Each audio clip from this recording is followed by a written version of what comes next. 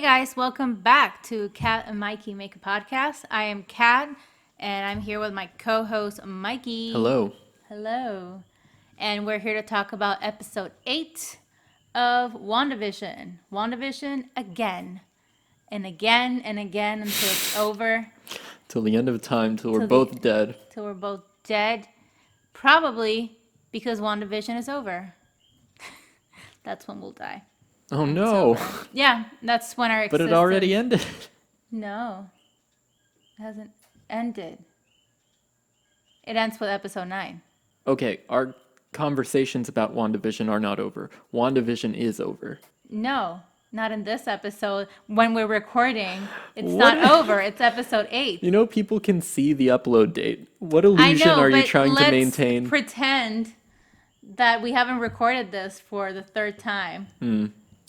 Well, I'm going to have some comments later that are going to have to do with, they're going to be in hindsight of having seen the last episode. So I'm not going to play your little game. Oh, so are we? Is this just episode 8 and 9? No, it's just episode 8.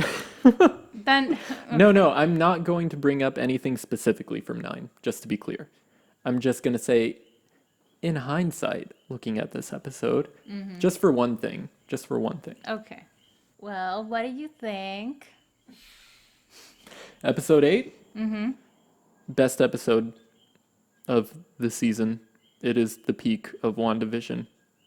Yeah, I did like that we're deep diving into magic as it is and as it seems that will be in this MCU. As opposed to science, like how they were explaining it. Yeah, it gets kind of, I don't want to say boring, but I want to say it can be kind of repetitive that everything is explained off as science. I don't want to say that it's comic book readers are the only ones watching this, but I don't know. It's exciting that they're finally introducing the magical elements of the Marvel Universe and fully embracing them, not just looking at them like, the ugly cousin that you leave in the corner that you don't talk to. Yeah.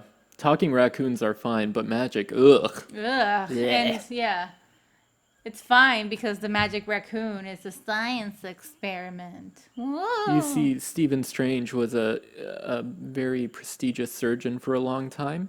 So it's his fine. scientific background lends credibility to this fucking nonsense.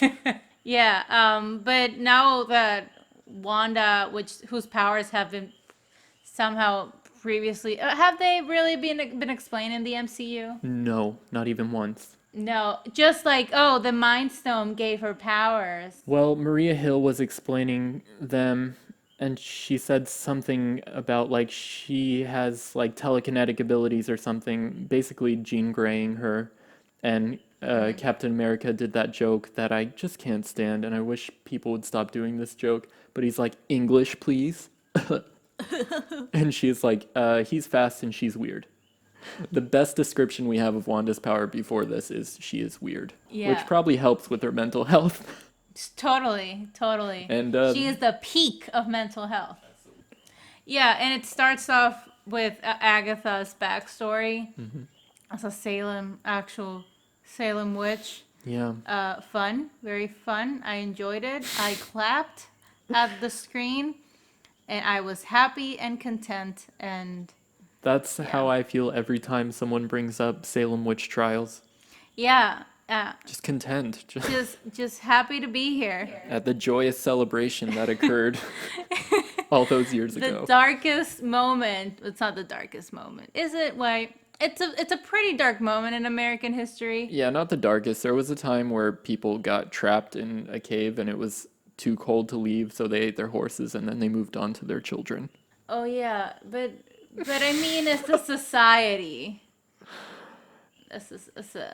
Oh, yeah, okay. I don't know. I like that scene. It shows the level of power that Wanda has. I'm sorry, that Agatha has. How powerful she is. How she wants to learn, but also the flip side of her power, which is absorbing power from other magical beings. That's her Is thing. that the dark magic they were talking about? Well, she did have the dark hold. So, She did. Who knows when she got that, though? yeah. It's just odd to me that, she's on trial for dealing with dark magic, and they didn't foresee that she would absorb them, you know, And turn them into raisins. and, and turn them into raisins. Yeah, the worst. I don't like raisins. What? Well, I don't like raisins in some things. I don't like them in meat. Here's I the think thing. that's unnecessary. But I eat a bunch I of think it's raisins in rude, quite frankly. yeah. No, seriously. But I see it as an affront to myself as an eater, as a consumer. Truly, this is the darkest time we've ever had in American history. I eat a bunch of them. I eat a whole little box. You remember those little boxes? It's because my mom would pack lunches, and one of the snacks would be a little box of raisins, and they had Yeah. essentially zero trade value. Oh, you trade your lunch? I traded Or your everything all the snacks? time. Wow. I feel. Oh, is that a thing? Yeah, Was that it possible? was I a big never time thing. remember anyone trading anything. If somebody brought like Subway because they had to go to the doctor and then came back to school, Really, Subway, it's not like McDonald's? the highest value. McDonald's, like any fast food place, it's like, Yeah, wait, but I wouldn't trade what that is that shit. warm food? But anyway, Witches to raisins. raisins. No, I like my raisins. I wouldn't trade them to anyone. I was segueing back to the witches. You picked the wrong thing. Anyway, yeah, you can cut all of this out. I won't. Fun. I don't know what else to say about that scene. Yeah, it was cool. Yeah, it was cool. It was You were saying it was that it nice was to dirty. see her origin. No, I was saying it No, wasn't dirty it wasn't enough. dirty but enough. I'm just not gonna nitpick this episode because then it'll go on forever. Yeah. Yeah, I'm And- just things that pertain to the story. What I like the next scene, which is the rest of the episode. And that's basically a therapy session for Wanda. This episode was Wanda's therapy session. Yeah, a really aggressive one. The one that she actually needed. Yeah, but her therapist is pretty abusive. Oh yeah. Yeah. I don't think she gets to pick after avoiding therapy for so long. When someone's like, I can't do this anymore, a therapist is supposed to be like, okay, that's fine. We can talk about this next week. They're supposed to pull back a little, and Agatha is like, right now, this isn't about you. This is about me and learning what you do. Yes. So what's the first scene we have? Sokovia living room where baby Wanda is created. No, She is conceived.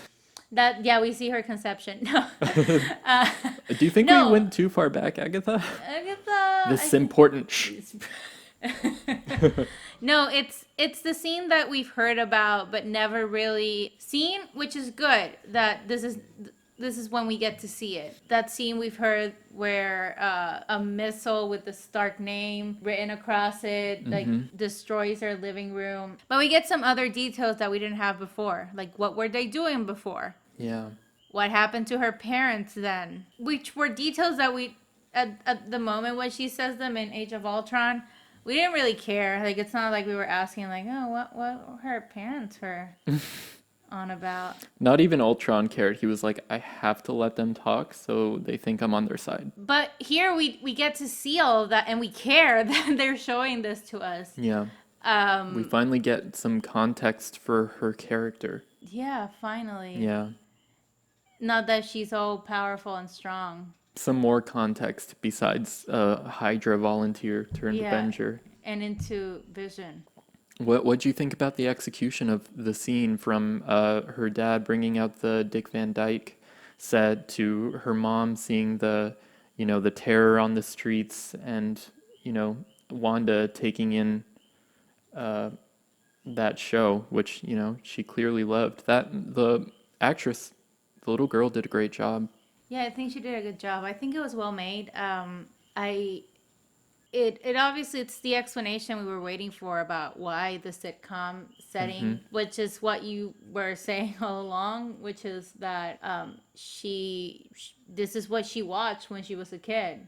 all these shows. Yeah. This is what she was watching, I'm and so glad this that's the is route they took. yeah, and um, her going through sitcoms is a way to going through what made her comfortable when she was a kid. It's what we all do. It's what nostalgia does. It's why this generation is so enamored by the idea of nostalgia, and why a lot of these shows like Stranger Things, among others, are Hmm. so popular, because it's people trying to go back to a time that made them happy, Yeah. and a time where they were they weren't adults in that time. They were kids that didn't really understand the goings of the world. So it felt simpler, even Hmm. though it was a very complicated world. Yeah. Like Wanda, she was living in a war zone, but yet somehow that's what she got from her childhood was those shows. That's what made her happy. That what reminds her of her family, which she's lost completely. It's very sweet and very relatable. And Yeah, you know, as a kid looking at these silly shows, you don't know anything about the world like you mentioned. So everything you watch, you feel like it has something to teach you, like it has something of value, and that in itself can be exciting. So nostalgia is one aspect, but I think another aspect of why we're so enamored with retro things being revitalized is like special effects are better, our understanding of human psychology is better. So it's like not only do we bring things back, but when it's done well, people try to update them in a meaningful way and fulfill a potential that was always there, or at least attempt to do so. And I think that's another part of what's so exciting about revisiting these things now. yeah, I agree. Like you said, it's very relatable, and it's also in part what gives this show charm. Revisiting with Wanda these shows that maybe you've seen before, maybe you haven't, but they do remind you of where things were felt, not were, but felt better. I just before we move on from this scene, it's really touching to see her look at scenes that are directly mirrored in the first two episodes, and knowing that she becomes that, because even though this is being played by a different actress, obviously, like this is what links the two. It just felt like Wanda. Like I wasn't like, oh, it's another actress trying to pretend to to be like Elizabeth Olsen. It's just like, oh no, I see this kid inside of Elizabeth Olsen, or better said, I see her inside of Wanda.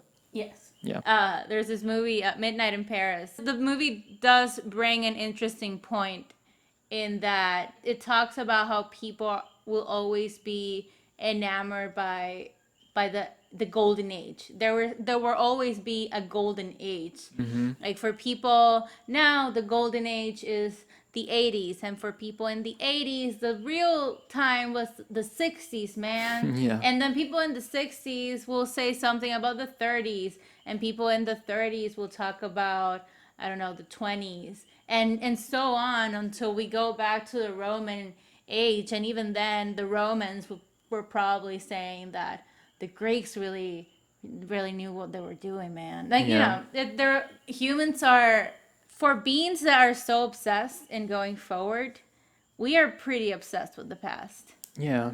And and even if we try to ignore the past like Wanda did, it's inevitable. You need to go back to go forward, less like Agnes Agatha said. Mm-hmm. Yeah. Like you need to go back to the root of your suffering.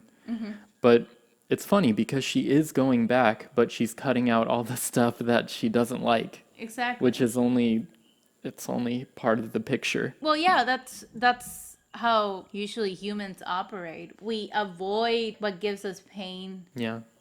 not physical, but definitely psychological and emotional pain. And if we don't address it by some means, either by addressing it on our own or being with a therapist, we just never address it, but it's still there and it'll come out somehow.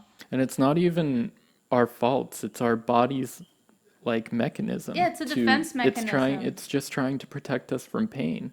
Yeah, and that's what she overwhelming was pain. doing. Yep, that's this show. That's basically the show. Yeah, and I love that they tackled this concept. Like sometimes it doesn't go as far as I'd like it to go, but I'm just glad that the show went here at all. And this episode in particular, I feel like each flashback is a home run. Like each one has an emotional stinger that hits for me. Yeah, the next scene is when she's at the Hydra compound, Yep, and that's when she becomes like at least she comes to her powers fully because she's in touch with the Mind Stone. That's almost when, fully. well, almost fully, obviously, but let's say that her power that was already there becomes very present. I thought that scene was just beautiful. That the scene when the Mind Stone touches her and she sees what she is to become. The The Scarlet Scarlet Witch Witch silhouette and the light in flashing in light. her eyes. Yeah, It and was very, very well done. I think you mentioned that she even like the light was too much, so she had to close her eyes. And the music was great. Yeah, it was so good. This show does an excellent job of building a character that's not necessarily the most popular, but like building her up to be mythical, like legendary. Yeah. And yeah, they really succeeded. It makes it exciting, even though I was already on board for her story. Yeah, and I like that trend of taking characters and like grounding them in order to bring them back up. They did the same in Ragnarok. They basically took Thor, cut his hair, dragged him through the dirt, Yeah. and then but the final scene is him, becoming coming fully into his power as a god of thunder. And it was so exciting to watch him get dragged through the dirt. That was amazing. The whole time you're like, how does he get out of this? Yeah, But it was so wasn't good. just like that suspense. The whole time it keeps you entertained. Like it's so funny. and that makes the ending so much more rewarding in many ways. Yeah. Yeah, it's weird that Hela like says, "What are you the god of again?" And then he goes in the flashback and then she says it again. It's like, no, we got it. We got it the first time. Yeah, it's okay. So the next memory. Yeah, it's when she's already in the Avengers compound. I believe it's after the death of Pietro, and it's a very tender moment. She says it's the first home that Vision and her shared, and she's watching Malcolm in the Middle. It's interesting that scene. It's that episode where I think the dad in Malcolm in the Middle builds a deck and it just falls on him. Like after he puts Yeah. it up, it just falls on him. And Vision asks, like, "Oh, is it funny because he's injured?" She's like, "No, he's not injured. It's not that kind of show." I love how they It's- toe the line between Vision's childlike curiosity and his wisdom. Yeah, It makes him so interesting. well, the fact that it's she says it's not that kind of show, and then we're watching her in a show with a man, like a man or a synthesoid that's supposed to be dead. She wants to make it so it's not that kind of Exactly, Yeah, it's not so that it's not the kinda kind of show where show. people die. Exactly. Yeah, And definitely. well, we know that Pietro is because of Agatha, but all of a sudden Pietro is back, Yeah. and again, it's that kind of show where people that were dead can come back. But I think that she starts to learn her lesson a little bit when Sparky dies. That she's like, well, we can't bring him back, kids. We need to learn that family maybe isn't forever. Do as I say, not as I do. I don't exactly remember what the exact word that Vision says in that. Do you remember?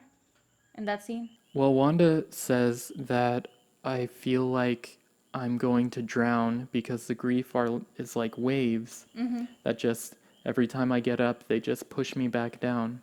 And he's like, no, you won't drown. And she goes, how do you know? And he says, It can't all be sorrow. it can't all be sorrow, can it?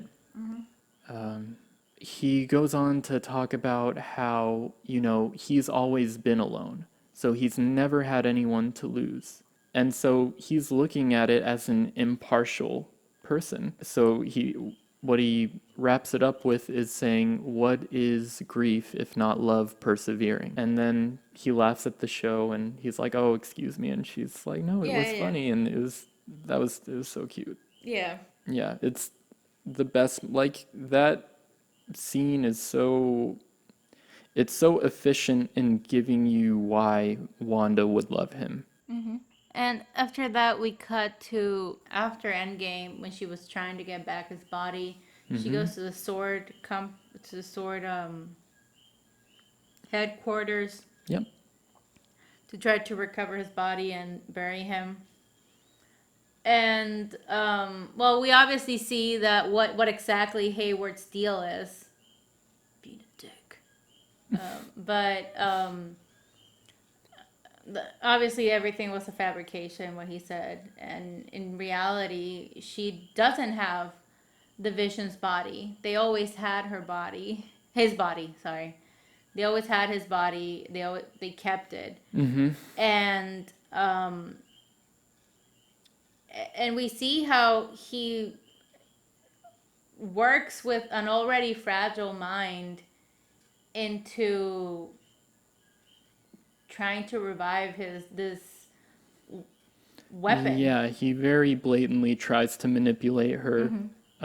Very clearly cares about the technology and their firepower capabilities. It's his character is pretty weak overall. Shit. It's just like basic military shoot first, ask questions later kind of guy. Like, Yeah. oh, somebody knows that I lied. Kill him. Dead. Yeah. Yeah. Is it disappointing? Maybe.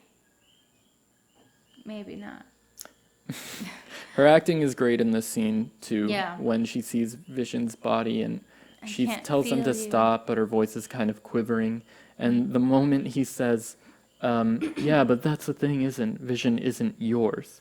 She just breaks the glass, which was Yeah. awesome. And you Yeah. think, okay, this is when she's going to steal his body. It doesn't happen. Nuh-uh. She just goes down and accepts that he's not in there. It's just a body. And then she leaves and we're on to the next. Yeah, which is when she gets to Westview, Yeah. the actual Westview, and she gets to the house.